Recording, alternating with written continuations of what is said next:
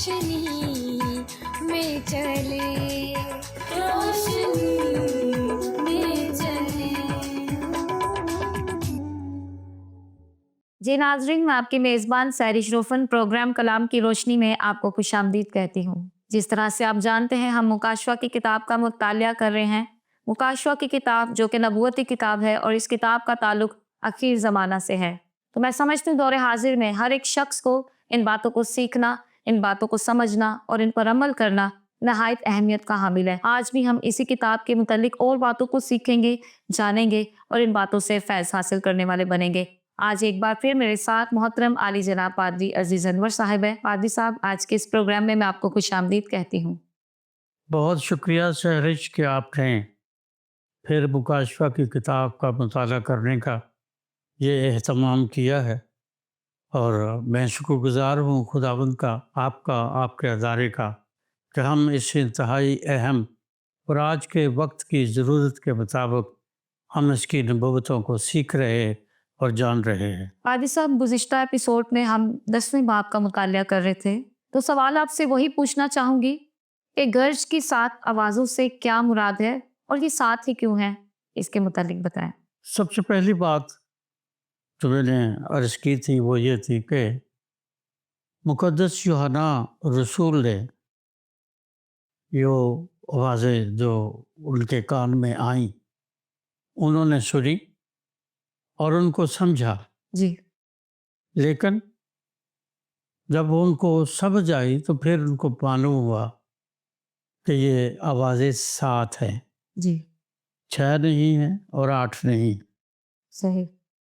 یہ جو 7 آوازیں ہیں وہ بالکل بڑی بامعنی اور بہت سارے حقائق پر مبنی ہیں، ٹھیک، جن کو جاننا مقدس یوحنا کے لیے بھی اور آج کے دور کے لوگوں کے لیے بھی بہت ضروری ہے، کیونکہ یہ باتیں جو تو دیکھ رہا ہے ان کو وہ لکھنے کا چاہتا تھا، آواز آئی کہ ان کو لکھنا نہیں ہے اور وہ اسے نہیں لکھا، صحیح، اور یہ آواز اسی شخص کی ہے جو تخت پر بیٹھا ہے، جس کا ہم مطالعہ پہلے باب سے کر رہے ہیں۔ یہ جو 7 آوازیں ہیں، اگر آپ زبور 29 اس کی 3 آیت کا مطالعہ کریں تو ان 7 آوازوں کا ہمیں پتہ چلتا ہے کہ وہ کون کون سی ہیں، ٹھیک،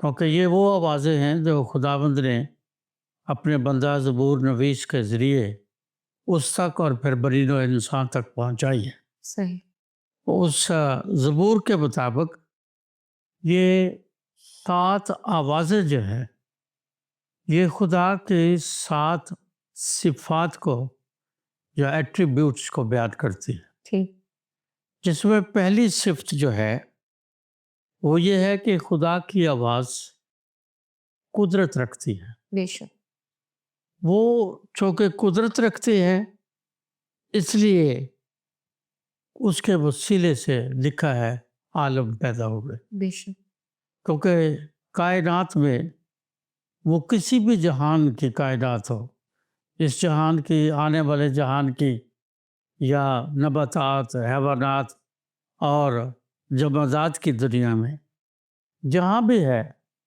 خدا کی اس آواز نے تخلیق کی ہے، اور یہ اس کی بہت بڑی صفت ہے بے شک، کہ وہ کہتا ہے اور ہو جاتا ہے۔ بے شک، وہ نیز سے ہست کرتا ہے، جب کچھ نہیں ہوتا تو وہ کہتا ہے تو پھر ہو جاتا ہے۔ پھر دوسری بات یہ ہے کہ یہ آواز خدا کے جلال کو پیش کرتی ہے۔ صحیح، خدا کے جلال سے بہت دفعہ لوگ اس کا نور مراد لیتے ہیں۔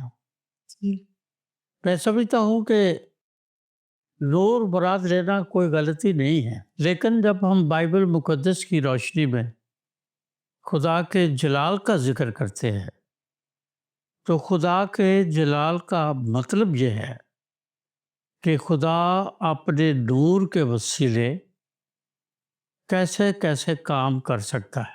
بے شک، کیونکہ نور جو ہے، روشنی جو ہے، اس کو پیدائش کی کتاب کے پہلے باب سے شروع کر لیں مکاشفہ تک، اور آج کی دنیا کی سائنس میں آپ اگر اس کا مطالعہ کریں جی تو فزکس کیمسٹری بھی اس بات کو ثابت کرتی ہے کہ روشنی جو ہے وہ قوت رکھتی ہے، روشنی جو ہے وہ light is a source of life, صحیح تو وہ زندگی کا ماخذ ہے۔ بے شک تو چونکہ خدا کی آواز جو ہے وہ جلال والی ہے، تو وہ جلال اس بات کا ماخذ ہے کہ وہ زندگی کا منبع ہے، جی اور زندگی کو آگے لوگوں میں تولد کرتا ہے، اور کائنات میں، جمادات میں، نباتات میں، حیوانات میں وہ زندگی ہمیں نظر آتی ہے ٹھیک جو اس بات کا ثبوت ہے کہ خدا جلال اور زندگی کا مالک ہے۔ بے شک تیسری بات جو وہ ہمیں ملتی ہے اسی حوالے میں، وہ یہ ہے کہ اس کی آواز دیواروں کو توڑ ڈالتی ہے۔ اس کی دیوار کے سامنے، اس کی آواز کے سامنے پہاڑ ریزہ ریزہ ہو بے جاتے ہیں، شک میدان بن جاتے ہیں، بالکل تو وہ ایون سمندروں کو بھی دو ٹکڑے کر ڈالتا ہے۔ تو چونکہ اس کی آواز میں یہ قوت ہے، اس لیے وہ دیواروں کو بھی، خواہ وہ کسی بھی چیز کی ہو، مٹی کی، پتھر کی، سیمنٹ کی، لوہے کی، ہر دیوار خداوند کی آواز کے سامنے کوئی حیثیت نہیں نہیں رکھتی، رکھتی وہ توڑ ڈالتی ہے۔ صحیح چوتھی صفت یہ ہے کہ خدا کی آواز آگ کے شعلوں کو چیرتی۔ چیرتی ہے بائبل مقدس ہمیں یہ بتاتی ہے کہ وہ آگ کے شعلوں کو چیر دیتی ہے۔ اس کا بڑا مشہور معجزہ ہمارے سامنے ہے جی جب ہم دانیل کے صحیفے کا دوسرے باب کا مطالعہ کرتے ہیں، تو وہاں ہمیں صدرک، میشک اور عبدنجو کے بارے، اور پھر آنے والے حوالہ جات میں، ابواب میں ان کی خدا کے ساتھ عقیدت جی اور عبادت کا ذکر ہمیں ملتا ہے۔ بالکل پھر ہمیں یہ بھی ملتا ہے کہ بادشاہ کی مورت کو سجدہ نہ کرنے کی پاداش میں ان کو آگ کی جھیل میں یا آگ کی بھٹی میں ڈال دیا جاتا ہے۔ اور اگر آپ وہاں اس کا حوالہ کا مطالعہ کریں تو جب بادشاہ دیکھنے آتا ہے ان مجرموں کو، اس کا بیان بڑا خوبصورت ہے، بڑا عجیب ہے۔ وہ اپنے مصاحبوں سے، وزراء سے پوچھتا ہے کہ ہم نے کتنے لوگوں کو آگ میں پھینکا ہے؟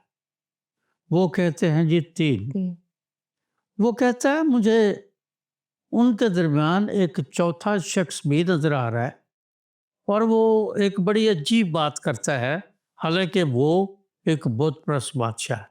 صحیح وہ کہتا ہے کہ اس کی شکل الہ زادہ کی سی ہے۔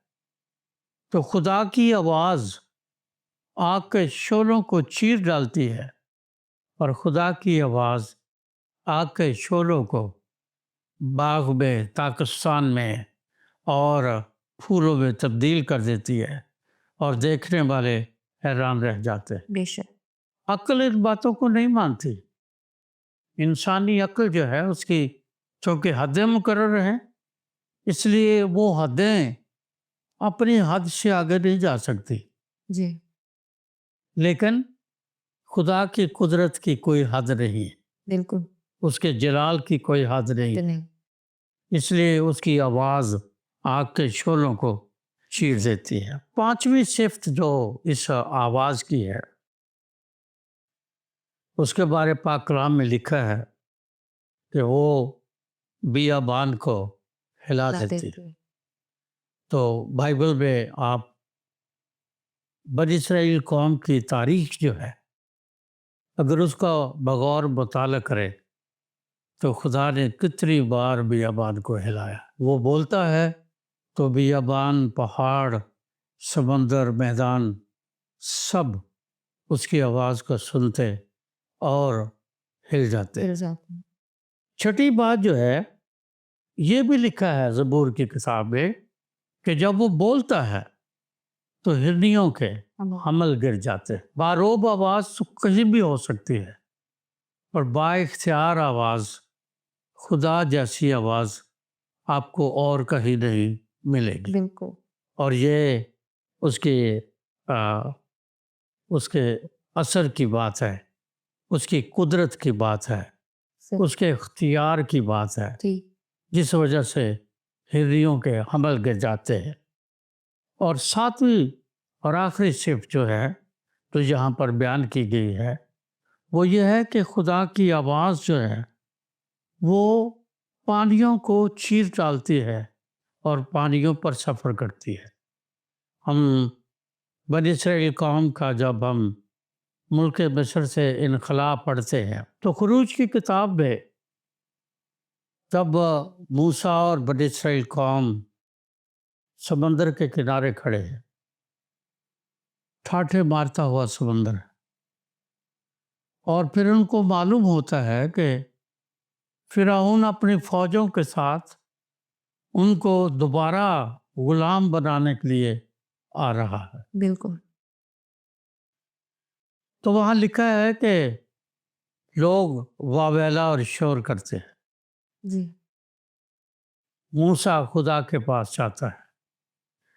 جب ہم اس حوالے کا مطالعہ کرتے ہیں تو وہاں لکھا ہے کہ خداوند خدا نے موسیٰ سے کہا کہ تو مجھ سے کیوں فریاد کرتا ہے؟ صحیح یہ لفظ وہاں فریاد استعمال کیا گیا ہے کہ تو مجھ سے کیوں فریاد کرتا ہے؟ تیرے ہاتھ میں کیا ہے؟ وہ کہتا ہے میرے ہاتھ میں وہ عصا ہے۔ تو خداوند خدا اسے حکم دیتے ہیں کہ تو اس عصا کو اس سمندر پر بڑھا دے۔ صحیح بحر کلثم جو ہے اس کو استثناء کی کتاب میں جی بڑا سمندر کہا گیا، صحیح اس کا یہ ٹائٹل ہے کہ وہ بڑا سمندر ہے۔ جی مکاشفہ میں اسے بڑا سمندر کہا گیا۔ اب دنیا میں بحر الکاہل، بحر اوقیانوس، بحر عرب اور بحر ہند، یہ بہت سارے جو بحر ہے یا سمندر ہیں، ان کی گہرائیاں سائنسدانوں نے یا لوگوں نے ناپ لی ہے۔ صحیح آج تک بحر کلثم کی جو گہرائی ہے، اس کی پہنائی ہے، اس کو کبھی کسی نے نہ ناپا ہے، نہ وہ ناپی جا سکتی، جی اس لیے اسے بائبل بڑا سمندر کہتی ہے۔ صحیح اب آپ ذرا تصور کریں کہ وہ جب خدا کے کہنے پر اس نے اوپر اپنا عصا بڑھایا تو وہ سمندر کی جو دیوار تھی جس میں راستہ بنا دونوں سائیڈوں پر، اس کی کیا اونچائی اور کیا گہرائی، کیا موٹائی ہوگی، یہ صرف خدا کی آواز سے ہو سکتا ہے۔ بالکل اور کسی شخص کے پاس سمندروں کی گہرائی جاننے کا ایک حد ہے، اس حد سے آگے وہ نہیں بتا سکتے۔ اور آج بھی اس ترقی یافتہ دور اور سائنس کے باوجود بھی سمندروں کی جو گہرائیاں ہیں ان کو جاننا انسان کے عقل اور علم اور اس کی دانش سے کہیں بعید ہے۔ لیکن میرے اور آپ کے اور مکاشفہ کے خدا کی آواز پانیوں کو چیر ڈالتی ہے اور پانیوں کو دیواروں کی طرح کھڑا کر دیتی ہے اور پانیوں کو سکھا دیتی ہے اور راستے بن جاتے ہیں بے شک اور لوگ ان راستوں پر چلتے ہیں۔ تو یہ وہ 7 صفات ہیں جن کا ذکر ہمیں ان گرج کی 7 آوازوں میں ملتا ہے۔ تھینک یو پادری صاحب، بڑی خوبصورتی کے ساتھ آپ نے اس سوال کا جواب دیا۔ اگلا سوال آپ سے پوچھنا چاہوں گی، خداوند یسوع المسیح نے ہم انسانوں کو کسی بھی قسم کی قسم کھانے سے منع کیا ہے، تو یہاں ایک فرشتہ خدا کی قسم کھا رہا ہے، لیکن ایک اور بات ہے کہ وہ فرشتہ خدا کے کسی بھی نام کی جو کسی بھی مذہب میں رائج نہیں لیتا۔ یہ کیا ماجرا ہے؟ کیا اس کی کوئی توجیہ موجود ہے؟ آپ اس کے متعلق بتائیں۔ بہت اچھا سوال کیا آپ نے، بہت اچھی بات ہے۔ قسم کھانے کے بارے ابہام پائے جاتے ہیں جی آج کل ایمانداروں میں یا مسیحی لوگوں میں، جی لیکن اس کے باوجود لوگ قسم تو کھاتے ہیں، مسیحی بھی اور غیر مسیحی بھی۔ اور میرا جو اپنا ایک عام سا اوپینین ہے یا جنرل اوپینین میں کہہ سکتا ہوں کہ سچے شخص کو قسم کھانے کی ضرورت نہیں پڑتی۔ بالکل یہ صرف لوگ اپنی بات کو اتھینٹک بنانے کے لیے یا مضبوط بنانے کے لیے قسم کھاتے ہیں۔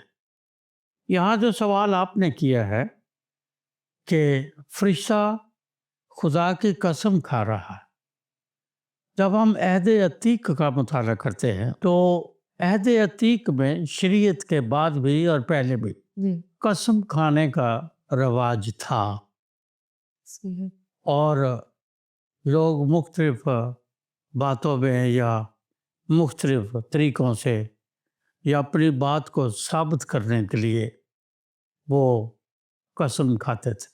صحیح اور یہ جو رواج تھا یہ بت پرست قوموں یا لوگوں میں بھی تھا، صرف شریعت کو ماننے والے لوگوں میں نہیں، بلکہ اس دور کے عام انسان جو کسی بھی طرح سے کسی مسلک یا نظریے یا عقیدے کو مانتے تھے، وہ بت پرست تھے یا خدا کی شریعت کو ماننے والے تھے، جی ان میں قسم کھانے کا رواج تھا۔ صحیح ہاں، ایک اور بات بھی ہمیں ملتی ہے، وہ یہ ہے کہ جو خدا کے لوگ تھے جنہیں ہم اپنے بزرگان سلف کے نام سے یاد کرتے ہیں، جو توریت یا شریعت کے دیے جانے سے پہلے اس زمین پر موجود تھے اور خدا کے فرما بردار یا ایماندار لوگ تھے، صحیح وہ بھی ہمیں بائبل مقدس کو جب ہم مطالعہ کرتے ہیں تو وہ بھی قسم کھاتے تھے، ٹھیک جس کا ذکر میں ابھی آپ کو بتاؤں گا۔ ٹھیک اور جب ہم خدا کی قسم کھانے والے لوگوں کی قسموں کا ذکر پڑھتے ہیں تو بائبل مقدس میں 275 ٹائمز لوگوں نے قسم کھائی، یہ اور ان قسموں کا ذکر جو ہے وہ بائبل میں موجود ہے۔ صحیح ہمیں ابراہیم جیسے شخص کی زندگی میں بھی پیدائش کی کتاب کے 14ویں باب کی 22ویں آیت میں جب سدوم کے بادشاہ کے سامنے ابراہیم حاضر ہوتا ہے تو ابراہیم نے وہاں سدوم کے دربار میں یا اس کے بادشاہ کے دربار میں خدا کی قسم کھائی۔ پھر جب ہم بائبل مقدس کا مطالعہ کرتے ہیں، خدا نے خود اپنے نام کی قسم کھائی ہے۔ خدا نے قسم کھا کر کہا ہے کہ میں قدوس ہوں، یا اپنی قدوسی کی اس نے قسم کھائی ہے۔ ٹھیک پھر خدا نے اپنی وفاداری کی قسم کھائی ہے۔ صحیح پھر خدا نے اپنی پاکیزگی کی قسم کھائی۔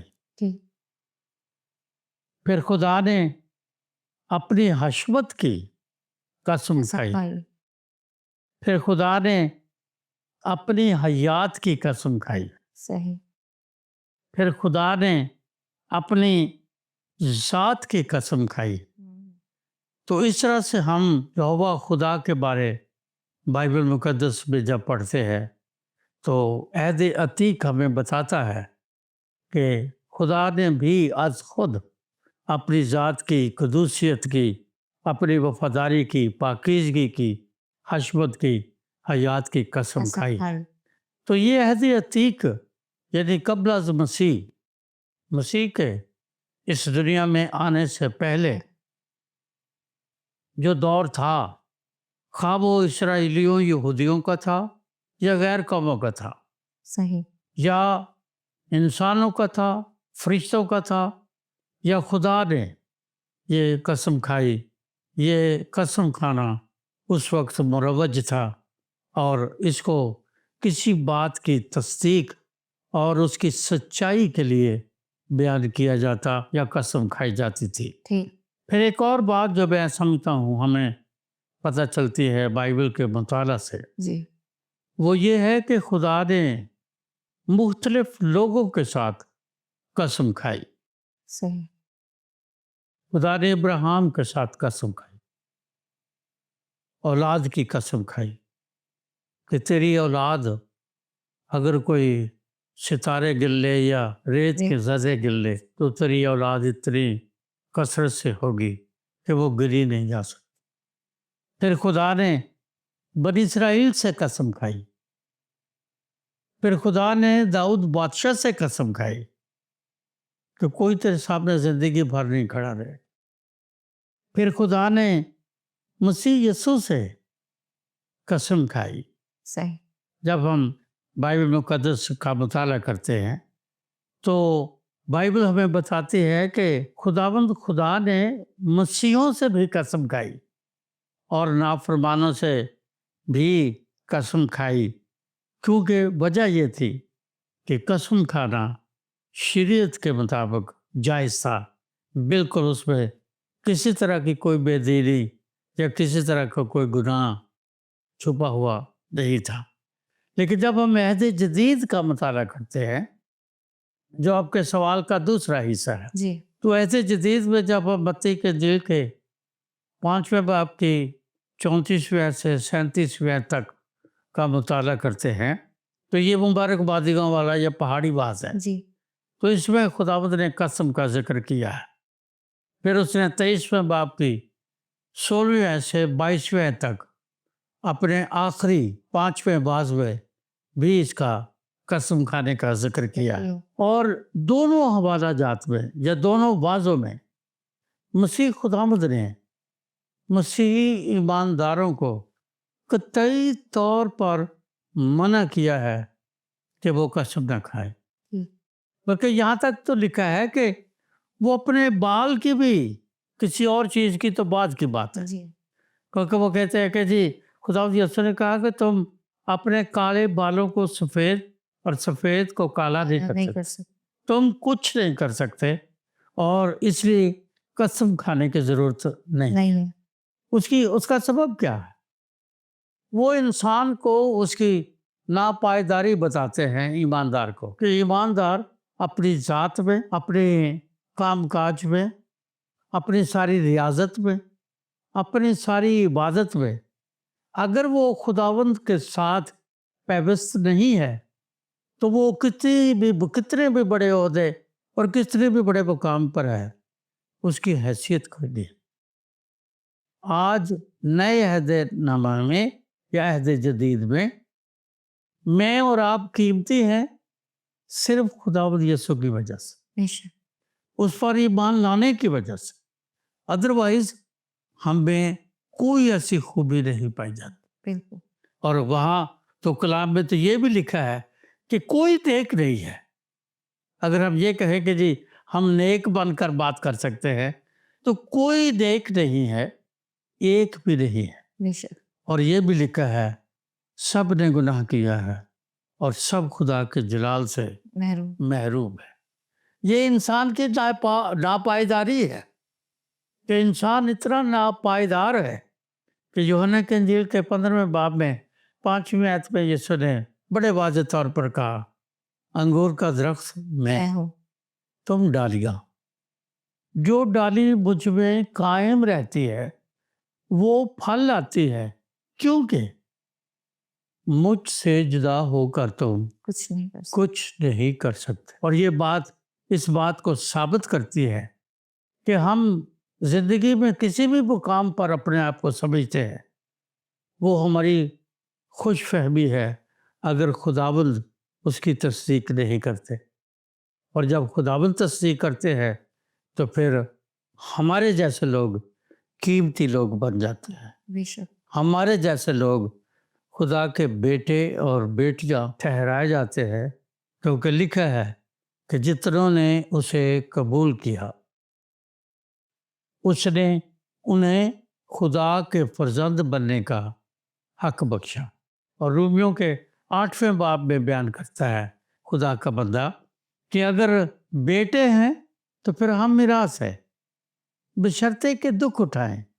اس کی وجہ یہ ہے کہ یہ جو جسم ہے یہ اس فرزندیت کا حقدار ہی نہیں ہے، اور اس لیے اس جسم کے لیے دکھ اٹھا کر خدا کے حضور اس کی فرزندیت میں، اس میراث میں شریک ہونا ایک اصول ہے۔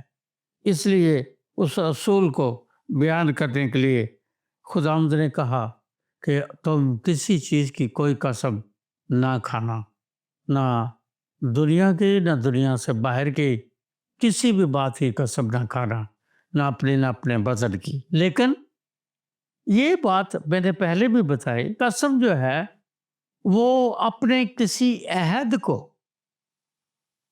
اتھینٹک یا سچا یا حقیقی بنانے کے لیے لوگ جو ہیں وہ قسم کھاتے تھے اور آج بھی کھاتے ہیں۔ یہ فرشتہ جو ہے یہ جب قسم کھاتا ہے تو وہ خدا کی قسم کھاتا ہے۔ وہ